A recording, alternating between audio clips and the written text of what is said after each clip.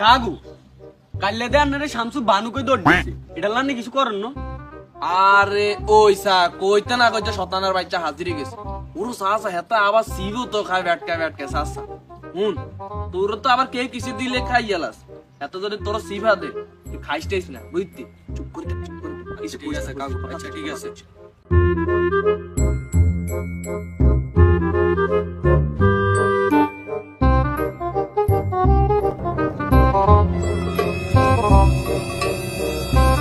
কি ও কাকা কি অবস্থা? তো আসিবা তোর কি অবস্থা আছে আলহামদুলিল্লাহ। কি রে খাবি নি?